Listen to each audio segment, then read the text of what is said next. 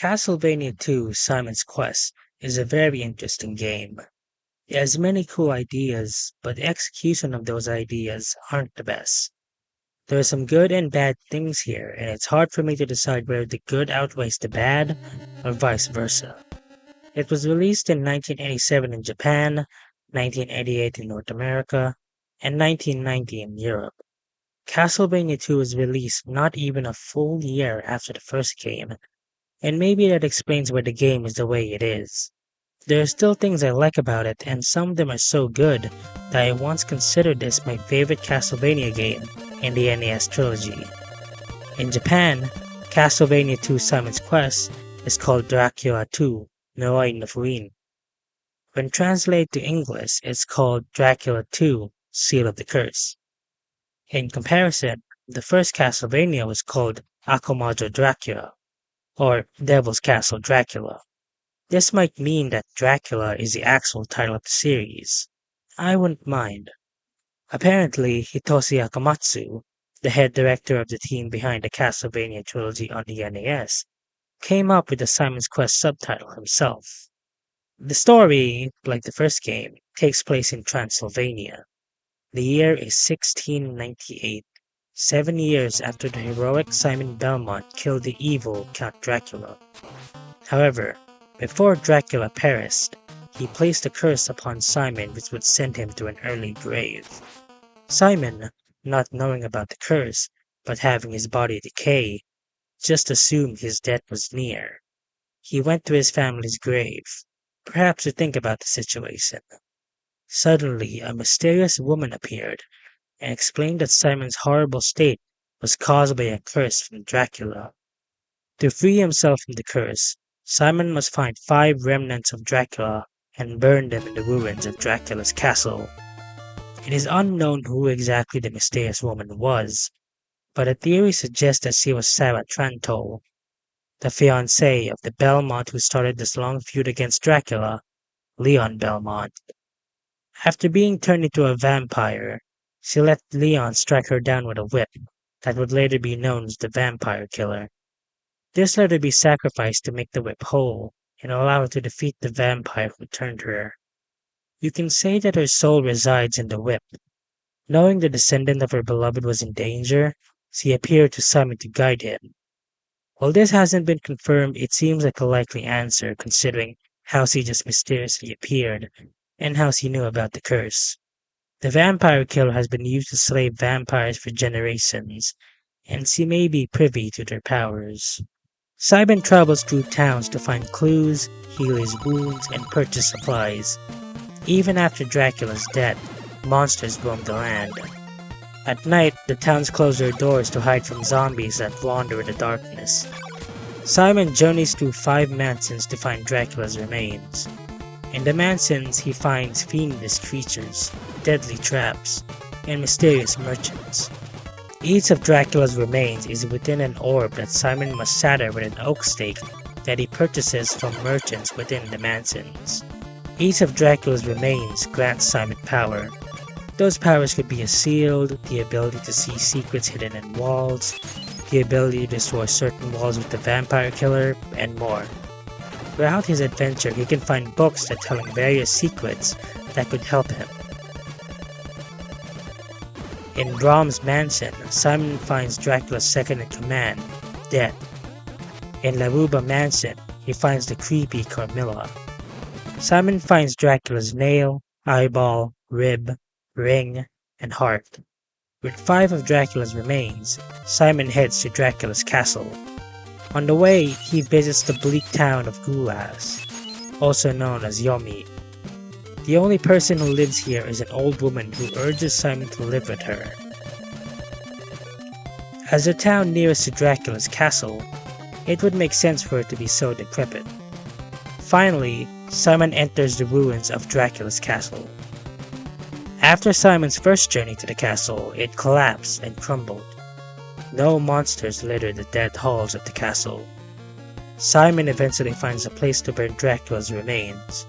However, unbeknownst to him, there was one hidden relic, Dracula's fang, which was within the castle. With all 6 remains together, Dracula appears. Simon vanquishes Dracula like he did 7 years ago. Dracula perishes once more and is buried in a grave. What happens to Simon varies.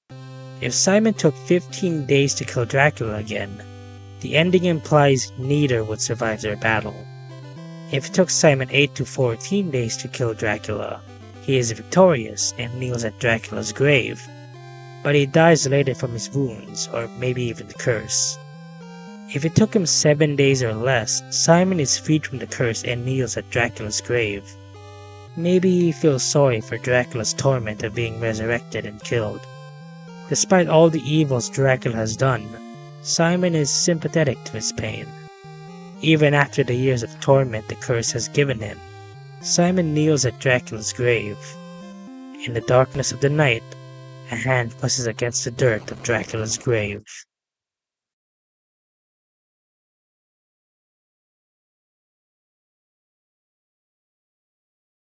I think the story is pretty interesting. It definitely expands on the world of Castlevania. Simon getting cursed by Dracula and needing to burn his remains makes for a story that sets it apart from the first Castlevania. It's a story that serves the gameplay well. I love that Simon kneels at Dracula's grave. It shows that Simon shows respect to the fallen, and that includes Dracula. Maybe he feels pity for him. I do have issues with the story though. Simon has been cursed for years after his first battle with Dracula. Why did the mysterious woman only appear when he was close to dying, and not when he was suffering from the curse for the last 7 years? It seems contrived to add some tension to the story. I think a fix for this would be to have the game take place just a year after the first game. I think that's a more reasonable time frame for the mysterious woman to appear, rather than 7 years. It's not like the game needs to take place 7 years after Simon killed Dracula. The game doesn't really build up that in Tormilla. Seeing as there are only 3 bosses in the game, it would have been cool to see their stories more fleshed out through the dialogue from the townspeople or through the books that Simon can find. Maybe some will complain that they don't add anything to the gameplay, but some hints and dialogue are already useless. Having multiple endings sounds like a good idea, but I think the time requirements are too strict. I would be happy if the game didn't have multiple endings at all. To get the best ending, I had to plan my route and rush through the game. Even then, I was cutting it close. Maybe the point is that the best ending is for people who have mastered the game, but it's just not fun to get for me. It's also kind of silly that Simon possibly succumbs to the curse after a certain amount of days, considering he managed to survive for 7 years after his battle with Dracula. If only that mysterious woman appeared sooner. Some have speculated the ending texts had been mixed up. In the ending that took between 8 and 14 days to get, the text says Simon dies from his injuries during the battle, despite him kneeling at Dracula's grave. I always just assumed he died shortly after this, and perhaps his curse killed him. But the probability of the ending texts getting mixed up made me wonder. The worst ending which you can get if you take 15 days to beat the game has a happier tone in the text compared to the other ending, despite Simon not being there and the ending looking bleak. This isn't the case of the international versions mistranslating Japanese text. The original Japanese version uses English for the endings. The international versions made some adjustments, but they're largely the same. At least the text for the best ending seems fitting.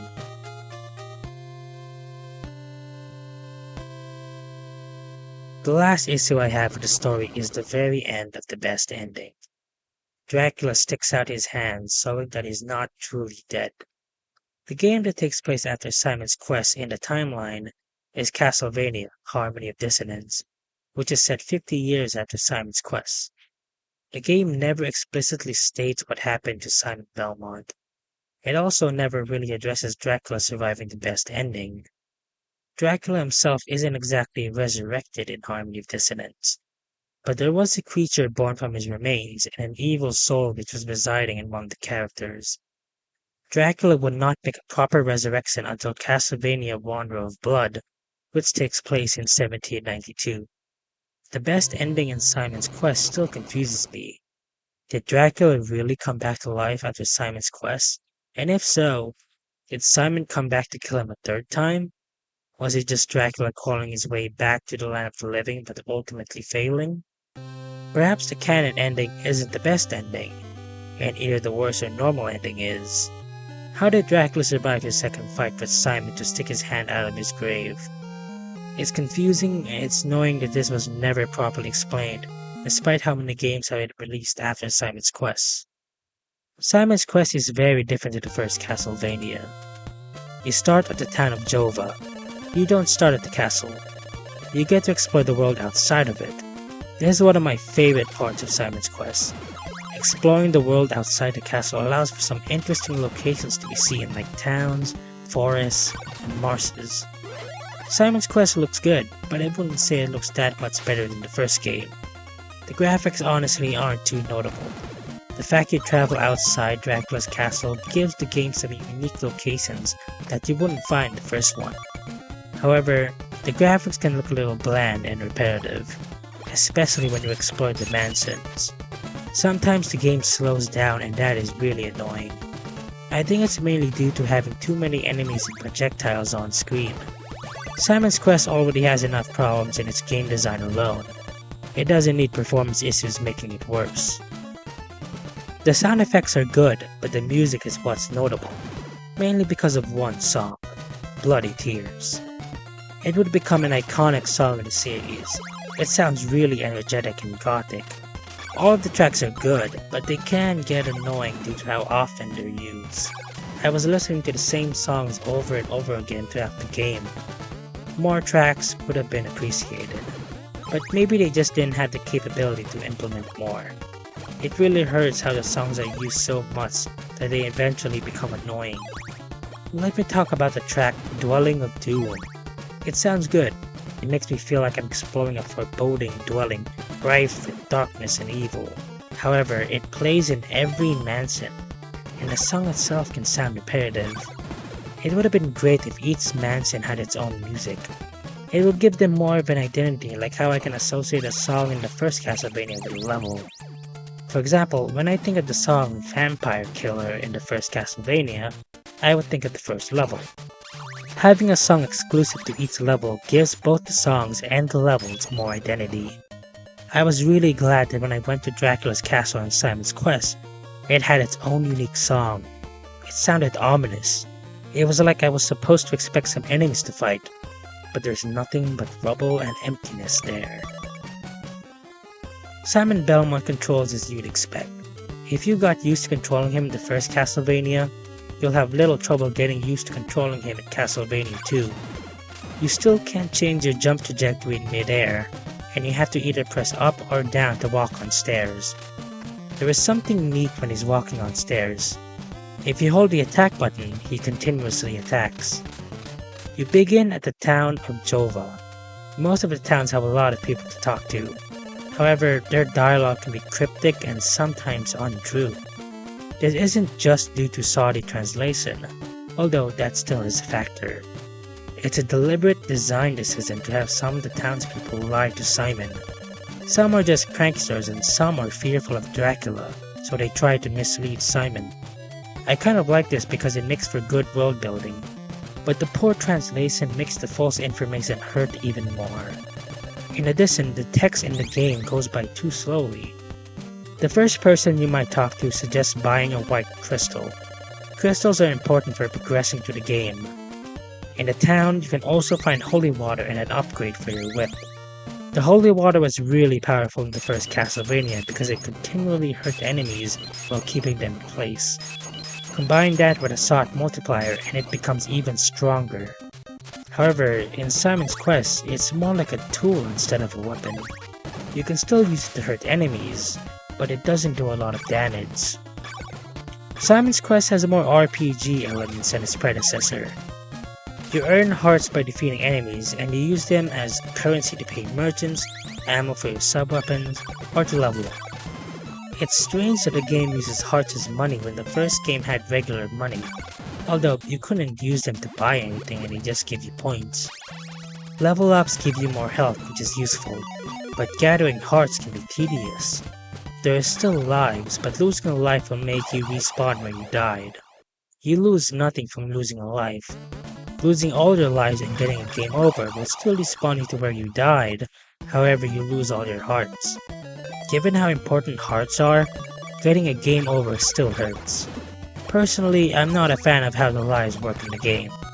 Losing lives feels both inconsequential and too punishing.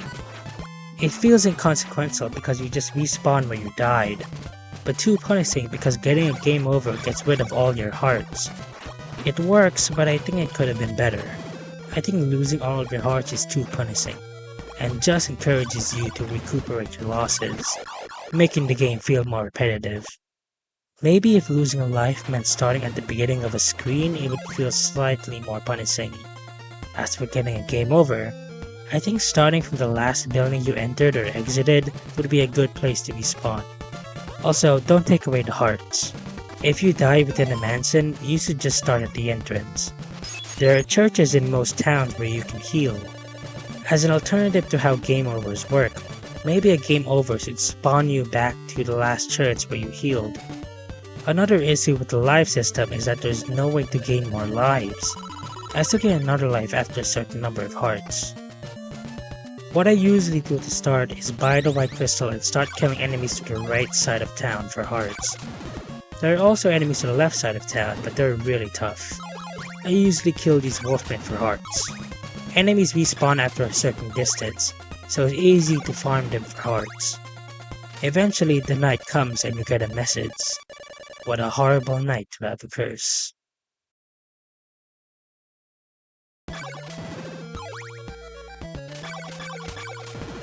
When dawn comes, you get a different message.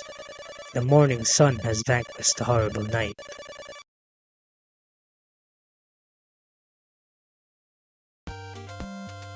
The day and night system is a very cool idea, but its execution here is lackluster. There are no variations during the day and night. There is no difference between the morning and afternoon. It's just day and night. It would have been cool if the transitions between day and night were natural, but instead you get a sudden and abrupt message. During the night, enemies are tougher and the buildings and towns are all closed. The people are hiding because the towns are filled with roaming zombies at night. Going back to how better it would be if the transitions between day and night were natural, it would have been cool if while you're in a town, people slowly start retreating back into the buildings as the sun gradually disappears. Less buildings are able to be entered, and less people can be interacted with because they're just in a rush to hide from the zombies. Eventually, the sun is fully gone, and now you have to fight the zombie horde. Once night falls, the wolfmen become a little too tough to repeatedly kill, so I go to the top of the town and kill zombies. It's very repetitive and not very fun, but I think this will help a player who just began. If I get enough hearts, I could level up here.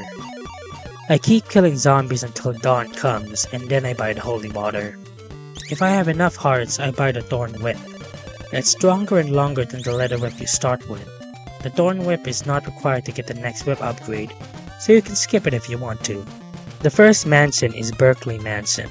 You can enter it, but you can't progress unless you equip the white crystal, which summons a platform.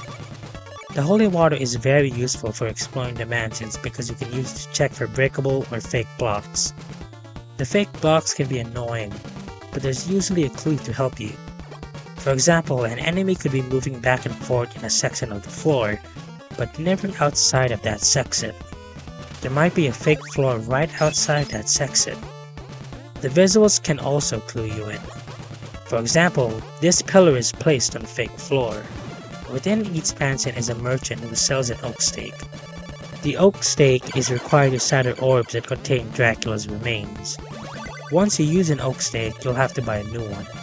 The gameplay in the mansions isn't the best. The layouts can be somewhere between them and sometimes too confusing to navigate. The occasional slowdown definitely doesn't help. At least the in-game clock stops while you're inside buildings, so take as long as you want to explore and gather hearts. The relic you get from Berkeley Mansion is Dracula's rib. When equipped, Simon gets a shield, however it's only used when Simon isn't moving. This is actually kind of cool because it adds a bit of strategy. You have to choose whether to move or block. Unfortunately, it only blocks projectiles, but can still be useful. Each mansion has its own relic from Dracula. Rover Mansion has Dracula's heart. Having it equipped before taking a ferryman's ride will take Simon to the next mansion. Brahms Mansion hides Dracula's eyeball, which is guarded by Death. Death is far easier than he was in the first Castlevania, as long as he can keep up the damage. Once he's dead, he drops the gold knife. What's funny is that you don't need to fight Death at all. You can just walk past him and get Dracula's eyeball. If you don't kill him, you won't get the gold knife though. Going back to his boss room will make him respawn. Dracula's eyeball lets Simon see hints hidden in breakable walls. Bodley's mansion has no boss, but it hides Dracula's nail, which lets Simon destroy breakable blocks with his whip. The last mansion is Laruba Mansion. In addition to the merchant who sells you an oak stake, there is another character who gives you laurels. Within the mansion, Carmilla guards Dracula's ring. Carmilla flies around and cries a fiery tear, which bursts into more fiery tears when it hits the ground. Carmilla isn't a hard boss either, especially if you have the gold knife. Carmilla drops the magic cross. You might think you can use it like the cross from the first game, but it's just needed to enter Dracula's castle. Dracula's ring also grants Simon access to Dracula's castle. I feel like the implementation of Dracula's remains is underwhelming. Dracula's rib giving you a shield is useful and cool. Dracula's heart is just used to take you to a new location. It would have been cool if Dracula's heart did more than that. Maybe with the heart equipped, Simon could heal from hearts dropped from enemies, or maybe he could gain more lives in collecting enough of them. Dracula's eyeball letting me see secrets within walls is useful. Dracula's nail letting me destroy certain blocks with my whip feels redundant.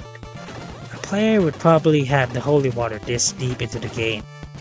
I changed Dracula's nail so that it would let the player deal double damage. Finally, Dracula's ring just gives you access to Dracula's castle, but you also need the magic cross for it. Needing these two items to access Dracula's castle feels so unnecessary. One of them would have been enough. I changed the magic cross to act like the cross from the first game, so it could be used for more than a way to access Dracula's castle.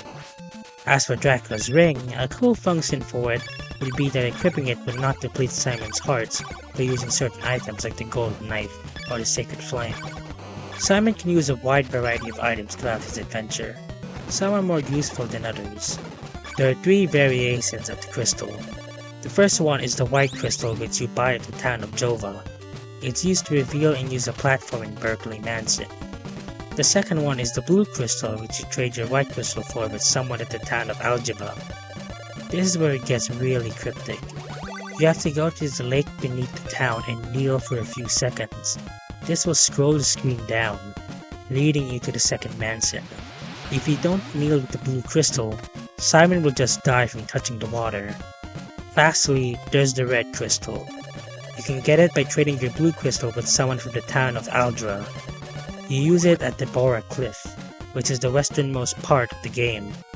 You face the cliff and kneel with the red crystal. Eventually, a tornado will pick Simon up and transport him to Bodley Mansion. Simon's whip can be upgraded multiple times. Each upgrade barring the last one costs hearts, and you have to find merchants and towns to get them. Simon starts with the leather whip, which can be upgraded into the thorn whip.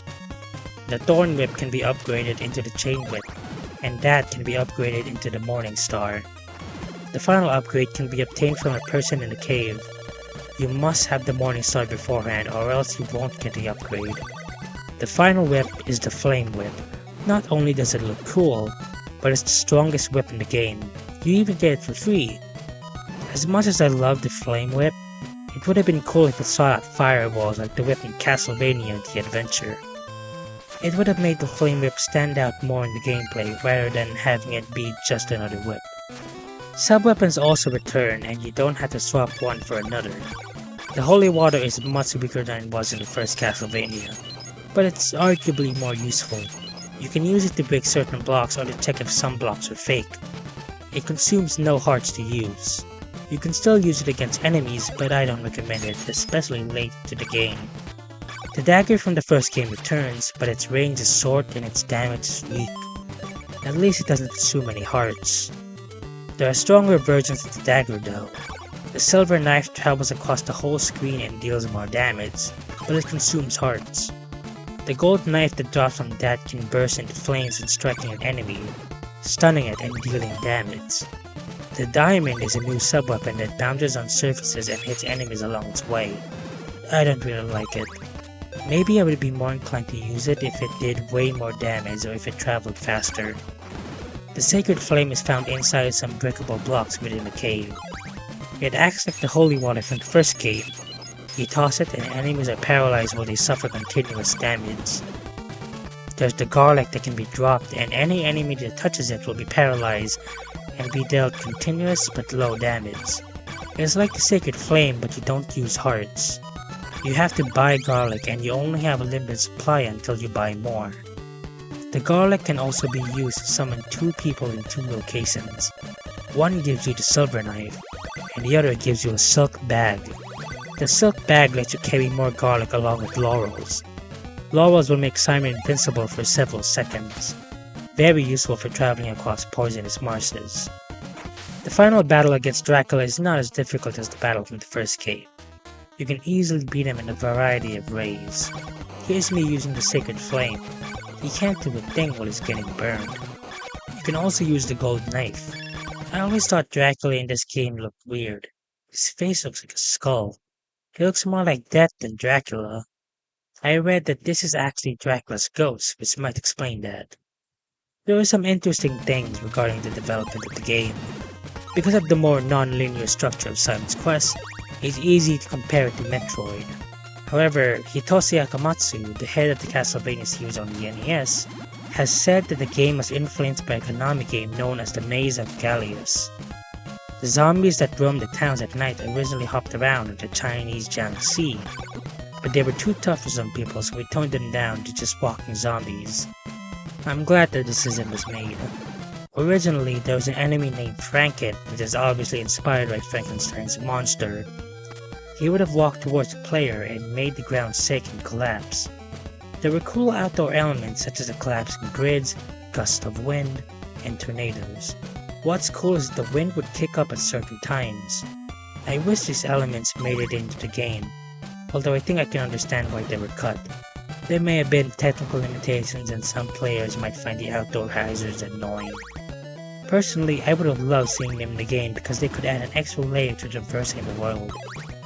The Japanese version of the game is known as Dracula II, Noroi no Fuin, or Dracula II, Seal of the Curse. It was released for the Famicom Disk System like the first game. However, unlike the first game, it never got a re-release on a cartridge for the Famicom. Like the first game in Japan, it has a save system. The versions outside of Japan only had passwords. While a save system would have been nice, I think the password system works well, and has more utility because there are passwords that can give you certain items at the start of the game, allowing for different starting experiences. There's also a password that sends you straight to Dracula's castle, along with all of the weapons and items. Some passwords will also let you see your different endings. The password screen also looks cool. Thanks to the dialogue boxes using Japanese text in the Japanese version, what they say is more understandable, at least to those who know Japanese. I'm sure this made the game less cryptic for the Japanese fans. The music between the Japanese and international versions were different because the FDS had an additional wavetable channel. Because of this, you can argue that the NES version has an inferior soundtrack. You can say the FDS soundtrack is better just on a technical level. To me, the soundtracks just sound different and not necessarily better or worse. The sound effects are also different between the Japanese and international versions. I already talked about the endings and that the Japanese version uses English text for them. Honestly, I think I would have preferred if they stuck with Japanese text. There's something in the Japanese endings that I didn't mention earlier. Simon Belmont is called Simon Belmont. In the first game, he's called Simon Belmondo in all versions. Simon must have been an attempt to translate Simon, which is how they say Simon's name in Japan. The Belmondo name would be changed to Belmont outside of Japan. But Dracula 2 is interesting because I think it's a rare usage of the Belmont name being used instead of Belmondo in Japan. It might be the first instance of this. Outside of that, the Japanese endings also tell you how many in-game days it took you to get them in the form of totals. They also have a credit sequence. The messages that pop up during the transitions between day and night are shorter, and because of this, the transitions between day and night go by quicker in the Japanese version. Sure, maybe they still disrupt the gameplay, but the quicker transition between day and night would have been greatly appreciated in international versions. Dracula 2 Seal of the Curse seems very interesting, but unfortunately it has a lot of loading screens. They don't last very long, but they last long enough that I can see them becoming annoying, especially with how frequently they appear. Imagine getting hit and then getting sent to a loading screen. Then when you go back to where you were, you have to endure another loading screen. Not only that, but there are places where you have to eject and reinsert the disc upside down, on top of the normal load times. It's sad that Dracula 2 isn't included in the Castlevania Anniversary Collection, despite the collection using its music. Sure, it has its own flaws, especially the loading screens, but I wish it was still included for historical purposes. Dracula 2 seems like a really unique experience from Simon's Quest, and I would have loved to play it with its differences. I'd probably hate the loading screens though. Maybe they could have improved them if they ever put the game in the collection. Make it so the loading screens are practically non-existent and that the player doesn't need to eject the disc and reinsert it upside down to access certain areas. I would be happy if they included some kind of definitive edition of Dracula 2. I also would have loved to see the FDS version of the first Castlevania to come to the collection. Castlevania 2 has many flaws, and it hurts because the game has so much potential. However, I still found some enjoyment in this game, so much so that I once considered this my favorite of the NES trilogy. It made me feel like I was really going on an adventure. I fought monsters and gathered powerful relics. I explored forests, caves, marshes, mansions, and towns. I was getting stronger the more I played and I got invested in the world. Despite the many problems the game has, the legacy it has is important. It showed that the Castlevania series was experimental early on. You can say it was the first Metroidvania in the series. One of the most beloved Castlevania games is Castlevania Symphony of the Night. It's a game that people will comfortably call a Metroidvania. It was radically different to what Castlevania was known for.